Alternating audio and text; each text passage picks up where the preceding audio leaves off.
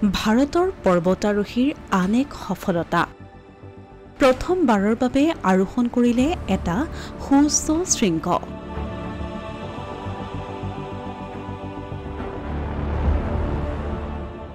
নাম থলে ষষ্ঠ দালাই লামাৰ নামেৰে শুভ্ৰ বৰফৰ আস্বাদন বিশাল শিলাখণ্ডৰ মাজেৰে দুৰ্গম যাত্ৰা 15 দিনৰ দুঃসাহসিক অভিযানৰ অন্তত এক বৃহৎ সফলতা ৰাষ্ট্ৰীয় পৰ্বতাৰোহণ আৰু দুঃসাহসিক ক্ৰীড়া সংস্থা ডিৰাঙৰ এটা দলে প্ৰথমবাৰৰ বাবে আৰোহণ কৰিলে এটা সুউচ্চ শৃংগ দলটোৱে সফলতাৰে আৰোহণ কৰে অৰুণাচল প্ৰদেশৰ টাৱাং তথা পশ্চিম কামেং অঞ্চলৰ হিমালয়ৰ গেৰিচেন অংশৰ 20,942 ফুট উচ্চতাৰ এটা নামহীন শৃংগ যাক লৈ এতিয়া উৎফুল্লিত হৈ পৰিছে সকলো এই সন্দৰ্ভত প্ৰতিৰক্ষা মুখপাত্ৰ লেফটেনেণ্ট কৰ্ণেল মহেন্দ্ৰ ৰাৱতে জনায় যে 15জনীয়া দলটোৰ নেতৃত্বত দিছিল কৰ্ণেল ৰণবীৰ সিং জামৱালে দলটোৱে মুঠ 15 দিনত এই দুঃসাহসিক আৰোহণ সম্পূৰ্ণ কৰে তেওঁ কয় এই শৃংগটো কাৰিকৰীভাৱে অঞ্চলটোৰ অন্যতম প্ৰত্যাহ্বানমূলক শৃংগ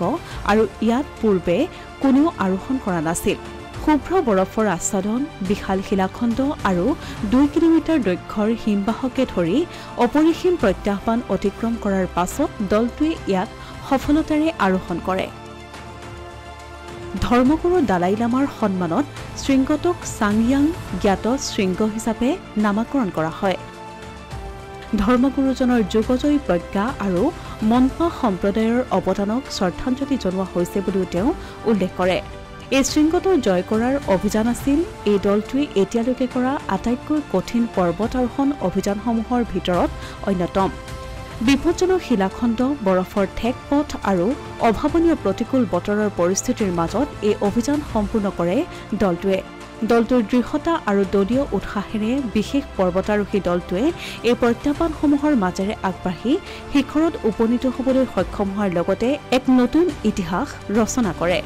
দেশৰ দুঃসাহসিক আৰু পৰ্বতাৰোহণৰ ক্ষেত্ৰত আগৰণুৱা নিমাছে ভাৰতীয় পৰ্বতাৰোহণ ফাউণ্ডেশ্যনক এই আৰোহণৰ বিষয়ে আৰু শৃংগটোৰ নাম ৰখাৰ বিষয়ে ইতিমধ্যে অৱগত কৰিছে শৃংগটোৰ নামাকৰণৰ বাবে প্ৰয়োজনীয় আনুষ্ঠানিকতাও সম্পূৰ্ণ কৰা হৈছে যাতে চাংয়াং জ্ঞাত শৃংগক চৰকাৰীভাৱে মানচিত্ৰত স্বীকৃতি দিয়া হয়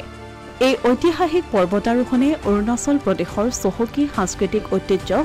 উজ্জ্বল কৰাই নহয় এই অঞ্চলটোক পৰ্বতাৰোহণ আৰু দুঃসাহসিক ক্ৰীড়াৰ বাবে এক প্ৰধান স্থান হিচাপেও পোহৰলৈ আনিছে আৰু ইয়াৰ দ্বাৰা বিশ্বৰ বিভিন্ন প্ৰান্তৰ পৰা অহা অভিযাত্ৰী আৰু দুঃসাহসিক অভিযান অনুৰাগীসকলক আকৰ্ষণ কৰিব বুলি আশা কৰা হৈছে অসমীয়া প্ৰতিদিন ডিজিটেল ডেস্ক